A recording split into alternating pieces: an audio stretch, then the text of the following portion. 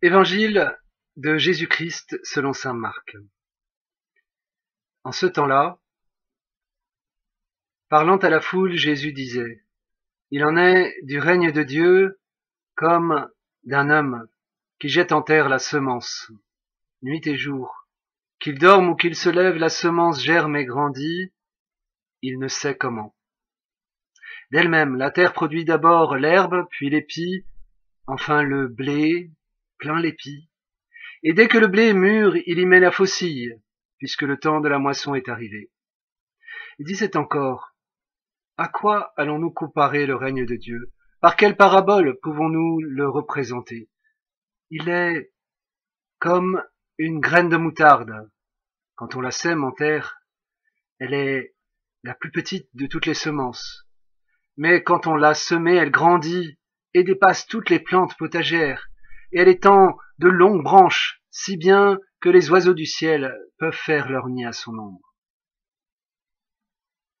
Dans nos partages de petits groupes, après notre temps de louange, nous commençons par partager sur cette question: qu'est-ce que Dieu a fait pour moi cette semaine?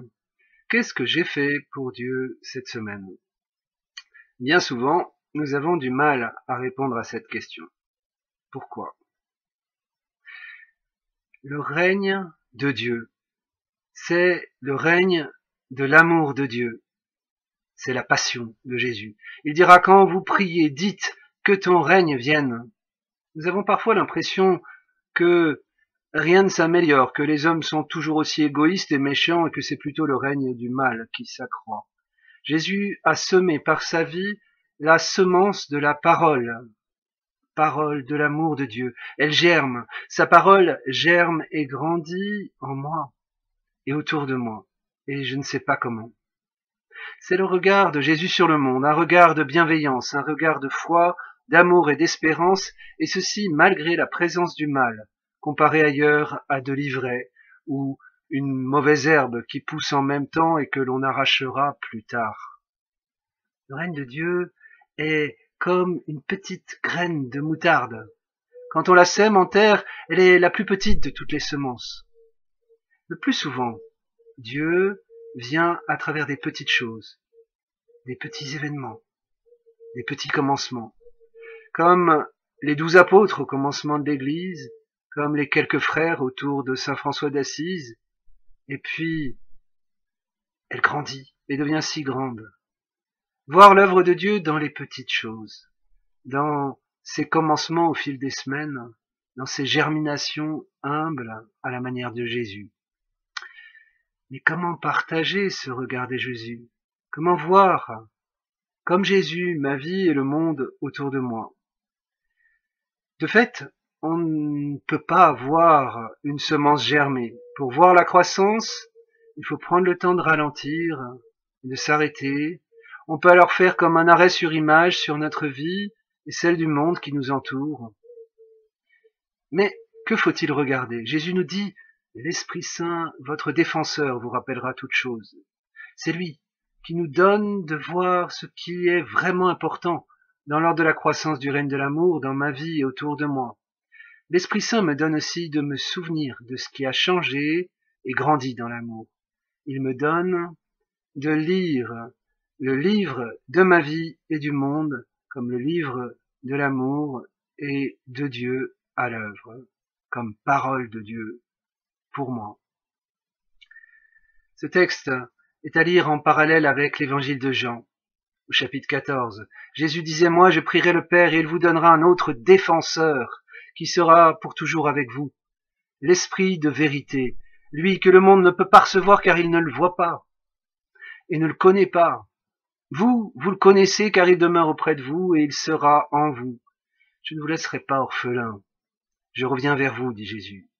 D'ici peu de temps, le monde ne me verra plus, mais vous me verrez vivant.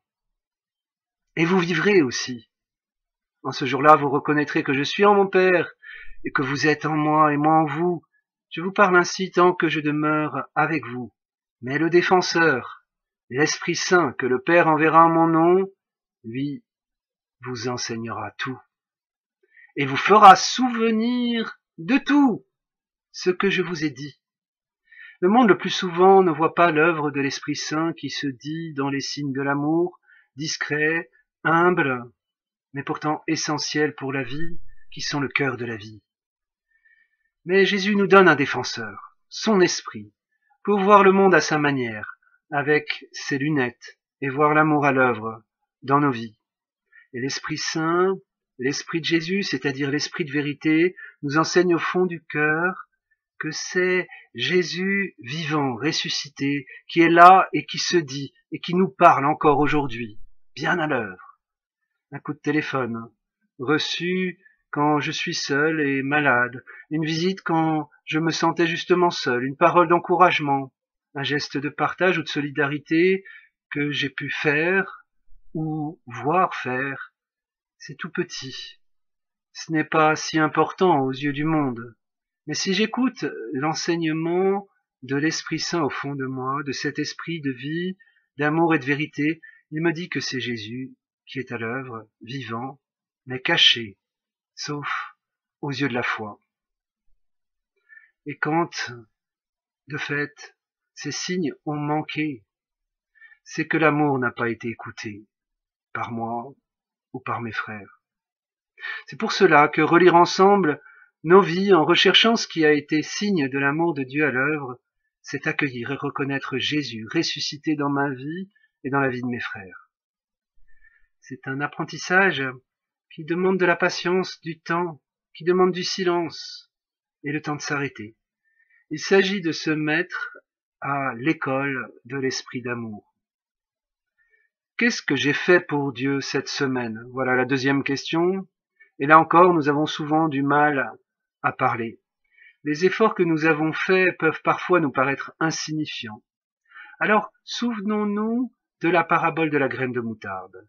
Telle petite visite que j'ai faite, telle attention que j'ai pour cette personne, telle prière persévérante pour un tel, telle carte postale envoyée. Peut-être semence du royaume qui étend de longues branches, si bien que les oiseaux du ciel peuvent faire leur nid à son ombre. Voilà cet enseignement de Jésus si important, qui sera repris à sa manière par la petite Thérèse, qui nous enseigne la petite voie, cette voie de la croissance de l'amour dans toutes les petites choses de ma vie, qui peuvent être le cœur de la croissance du royaume. Je vous propose de partager pour aller plus loin sur l'expérience que je peux avoir de la relecture de vie, de ce que cela peut m'apporter pour avancer dans l'espérance et dans la vie spirituelle. Peut-être que je peux aussi partager sur le rôle qu'a pu avoir telle ou telle personne dans cette relecture, ou un accompagnateur spirituel ou un prêtre. Je vous suggère pour cette semaine de trouver davantage ce temps pour accueillir l'Esprit Saint et pour relire votre vie avec lui. Et la prochaine fois, de pouvoir partager peut-être plus profondément sur ces deux questions avec le groupe. Bonne rencontre à tous.